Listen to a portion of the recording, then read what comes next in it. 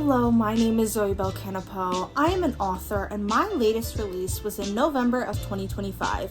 It was a book called Science Fiction. It's here, it's queer, I'm proud. Science fiction follows a set of characters named Parker and Constance as they navigate their feelings and their lives in a fictional Texas oil town called Port St. Isabel. So, as I said earlier, I released this book in November of 2025, and around that time I also saw a creator on TikTok start to crochet a seafood boil, and I was very intrigued and I was very inspired. I'll put the creator's information right here.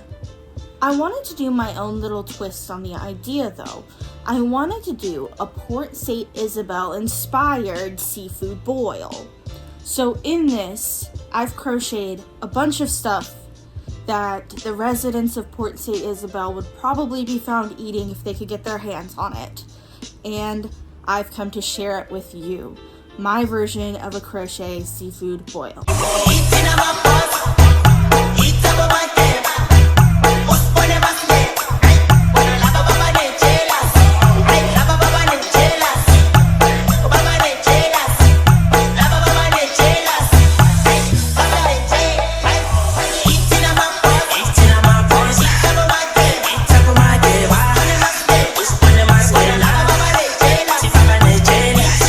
This video is not sponsored, but it is brought to you by my book, Science Fiction. Port St. Isabel is the oil refining capital of the United States. Each year, hundreds of workers flock to the shores of South Texas for the slim chance that they might make it rich. The locals aren't so lucky. Living in squalor, Parker and Constance do their best to get by, even hiding their feelings for each other.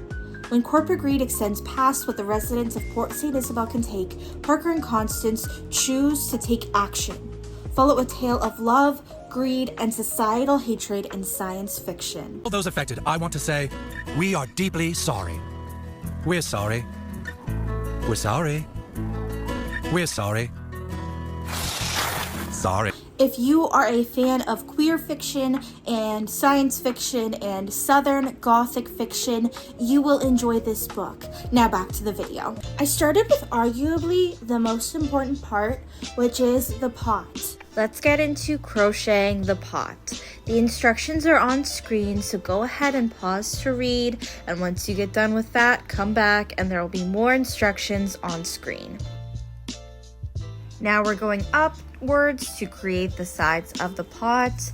Every back loop only round helps to define the shape when we fold it.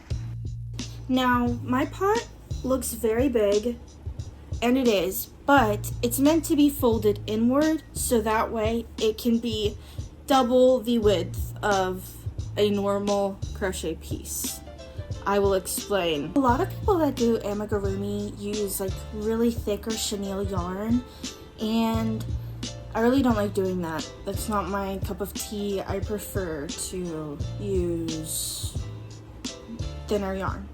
Okay, so the pot is 60 rows tall, and when I sew on the handles on these sides, I'll then fold this down so that way it is double the width of the normal piece right here. This is also so that when I rest the lid on it, it has something substantial, the rim, to hold on to and rest on. I crocheted these two handles. They look straight right now, but I'll curve them when I'm sewing them on. But they're just seriously really long rectangles that I folded and sewed down right here. So I'm gonna put them both on either side of the pot, clean up any gaps, and I'll report back to you.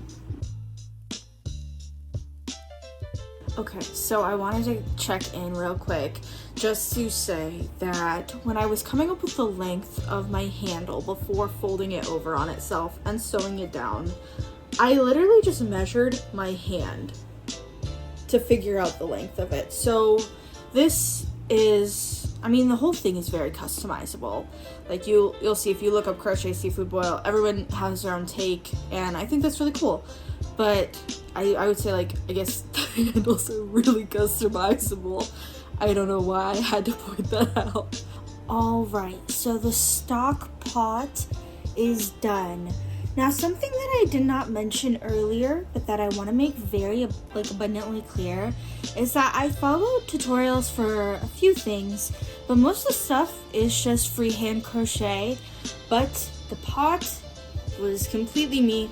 I just decided I did a pretty standard circular shape on the bottom, and every few rows I switched colors so that way I could have that sort of, a lot of pans have this pattern. That's what I was going for. Like this. And then another few details is I used several different shades. Well, not several. I used 2 different shades of gray. And then I also used some black thread down here just to give it more of a lifelike quality to it. I wanted it to look a little bit realistic. Not like crazy realism or anything, but you know, enough. Anyway, I sewed the side handles on, and they can actually like hold up pretty well, so that's really good. I was originally gonna do these the color to be black, but Cameron suggested that I do them purple because violets, the flower, have a lot of symbolism in the book, so you know. The next thing that I worked on was really simple, and it may not be really intuitive for a seafood boil, but there's always sauce in a seafood boil, so I made some. I just did a really standard, goodness me, there's dog hair on it. I did a pretty standard circular pattern that'll show up in a moment, and I used 2 strands of yarn as well as a strand of white thread. So, well, it's cream thread, sorry, but that's what I did. I sewed 2 of these together so that way it's got a little bit of bulk to it, and it goes at the bottom of the pot. Feel free to pause here if you're curious about how to make that. Then I made these 2 little rice cake things. They are supposed to be like a scoop of rice, but you know, whatever, however you want to interpret it. For these, I just used 1 strand of yarn, and I used 1 strand of that same cream from the sauce that I used earlier. So it's got a little bit of texture. I wanted it to resemble rice at least a little bit. So, yeah. Also, I think the people of Port St. Isabel would be beefing up their food, if that makes sense. Like, you know, in recessions, how people will put lentils or beans into their burger, or I'm sorry, into their beef. Oh my goodness. They'll put it into their beef so that way it stretches it farther, or maybe they'll put cut up potatoes into it or something like that. That would be the rice in the seafood boil here.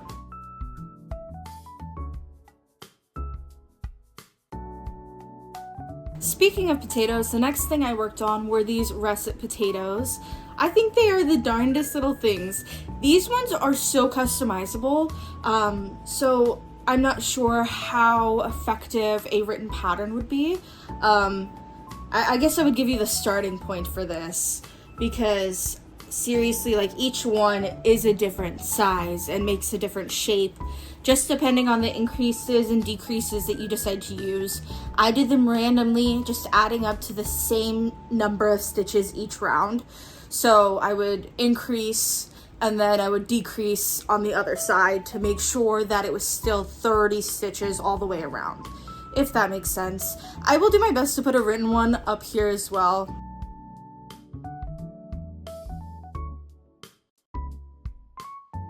You guys know that movie Sausage Fest? Well, there's not really an abundance of food in Port St. Isabel, and sometimes people have to hunt down and eat javelinas. So we've got javelina sausages. They are just bright red, and I really just did a tube pattern and closed it up. They are very simple, very easy.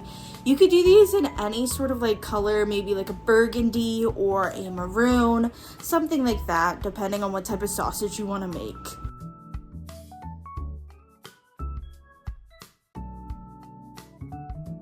In that same vein, I also made these little sausage slices. I made 4 of them.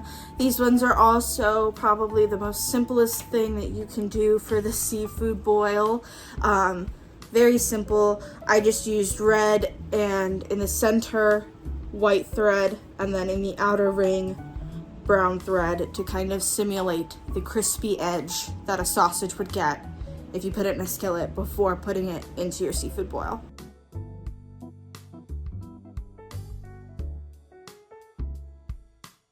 I did these cutesy patootsy little peppers next, and for these I made 5 of them. I did two green, 1 yellow, and 2 orange, and I did follow a tutorial, so I'll put all the information in the next screen.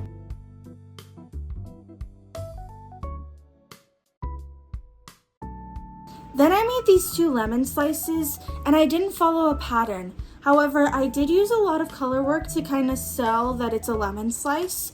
So I just worked in the round a few times, and then I did a double crochet round, and then I did single crochets again. It'll be on the next screen. But I made 2 of those, just little lemon slices. I originally wanted to do lemon wedges, but I had a really hard time like figuring out a pattern that would work and that wasn't going to make me frustrated and put it away for the night.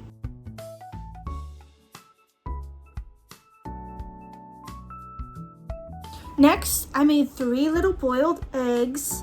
Now, these ones I did follow a tutorial because I couldn't figure out how to get it the ovular shape that I wanted up here. So, again, I'll put all the information there. But I made 3 of them. You know, some people might have chickens in Port St. Isabel. Maybe not Parker and Constance, but some people. 235 acres. We farming our own chickens, homie. Thousands of chickens, thousands. Running around everywhere, quack, quack, quack. Talk about next level shit, homie.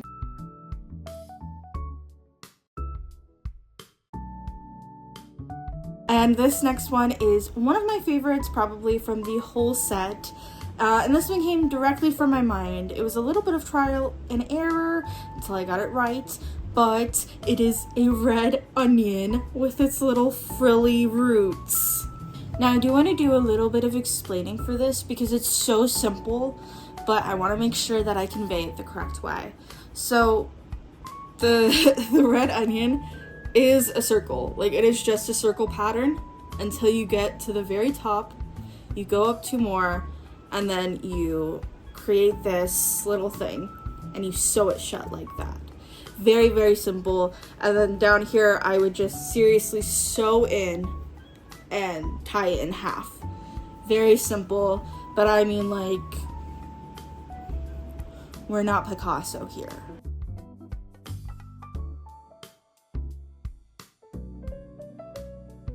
How do we dice an onion? Big onion, look at that. Woo! To the good onion. Good onion is a heavy onion, so it's 6-pound onion. It's also an onion where the onion is put. This is the tip of the onion.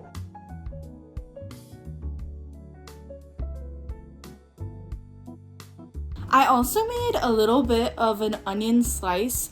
Now, trust me, I know red onions aren't usually in a seafood boil, but when I was putting it all together, I was like, ugh, I don't know if I want to use like a white or a cream. Because so far I had done the eggs, I had done like quite a few things that were white in there. The eggs and the rice, sorry. And it just kind of looked a little bland, so I wanted to add some nice color, and how else besides purple? So I made this little slice, again, just kind of from my own brain.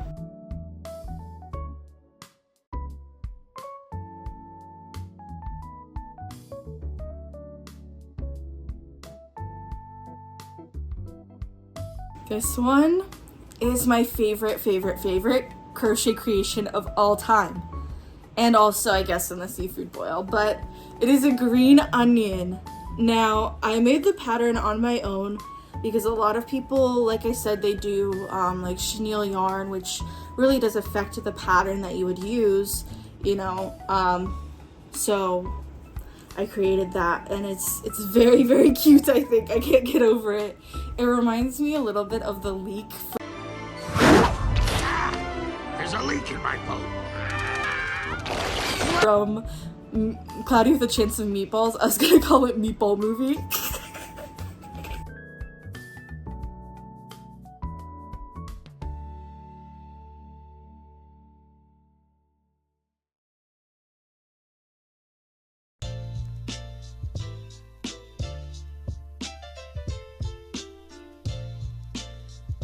Mushrooms or onions? Onions. Onions or sausage? Onions. Onions or artichokes? Onions. Onions or chicken? Onions. Onions or black olives? Onions. Onions or anchovies? Onions. Onions or...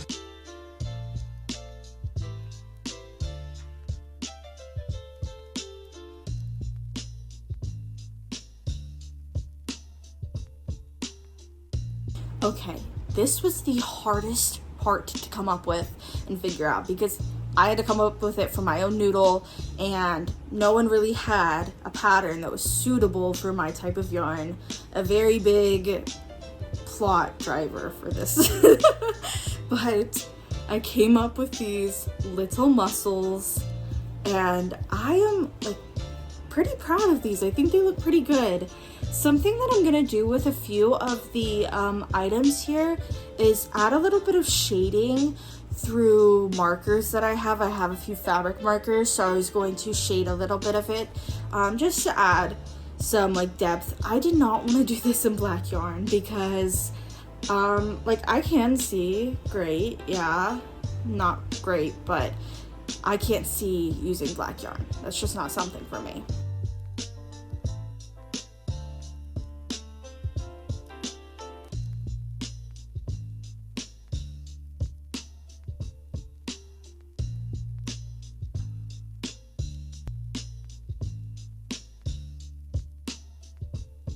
These ones, they're great. Okay, Tony the Tiger, calm down. But they are little shrimpies. Little shrimpies. I followed a tutorial. So these ones, they're so cute though. I was a little bit worried about using like this bright of an orange for it, but I think it ended up looking like very good, very shrimp-like, very cooked shrimp-like. But I made 6 of them to go into the seafood boil.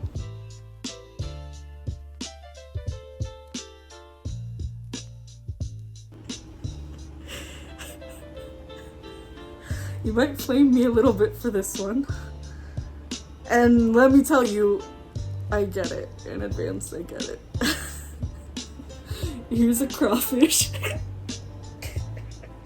it's not... That bitch big. Ooh, I know that head juicy. I know that tail got so much meat in it. Lord Jesus.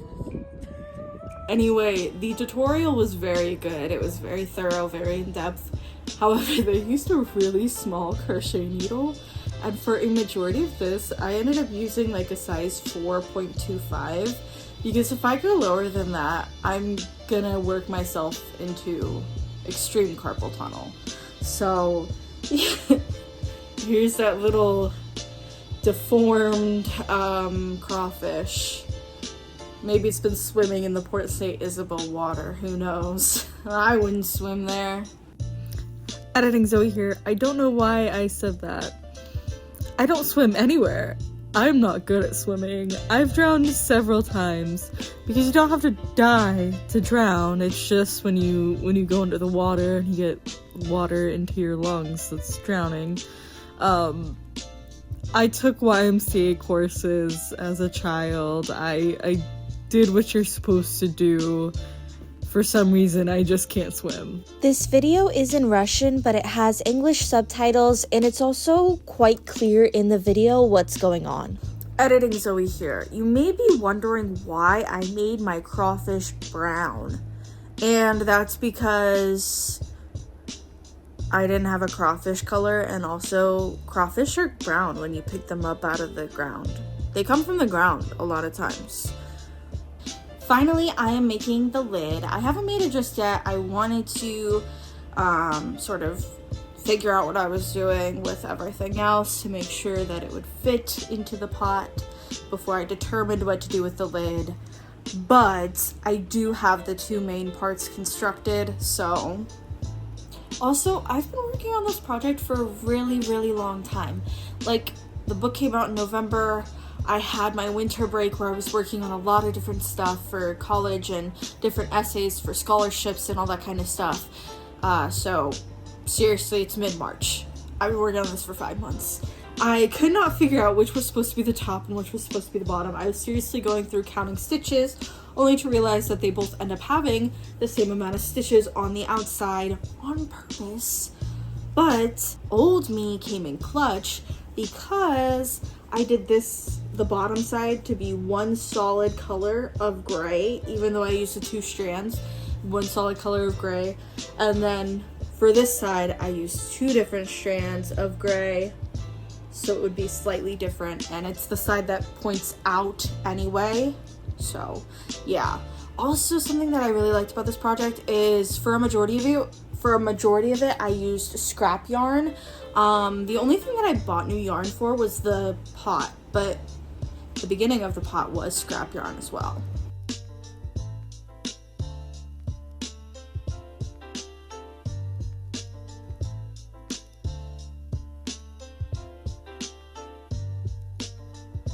Okay, so I got the top panel of the top done. I sewed the little handle down. It's cute. Could be like one of those plates that they give you at like quirky millennial restaurants where they're like, here's your garbage. It's on a little garbage thing. Because do you really mean to tell me that you went to the restaurant store and out of the stacks and stacks of plates there that were all very, very normal plates, you know, each had their own unique little flair that could be used for your restaurant to make your restaurant's dinnerware stand apart, and you landed on the trash can lid in the in the hardware department? So after 5 long months for me, and I don't know, a half hour for you, I have finished my crochet Port St. Isabel inspired seafood boil. So here it is in all its glory. Okay, the pot is a little tweak, but I'll fix it in a second. 2 last things before you go. First, be sure to check out my book, Science Fiction, which is available on Amazon. And second, please be sure to like and subscribe if you like content like this. Bye-bye. Video editing is over here. I know there's going to be questions of why didn't I do corn? Why didn't I do corn? Like, why didn't I make a little corn?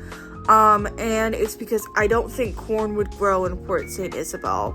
My mom and I used to grow corn, and to be honest, okay, we lived on a military base, and a lot of the houses like looked the same, and so the only way that I could tell my house, because I did not know my address, and I should have, I was a school child getting off the bus, I should have known my address, but the only way that I knew was with the corn growing up. But sometimes corn grows the best when you plant the 3 sisters, because it adds like the necessary nitrates and everything to the soil. That soil is barren. The soil in Port St. Isabel is barren after like years of like oil spills and climate catastrophes and stuff like that. Also, I don't have any yellow yarn.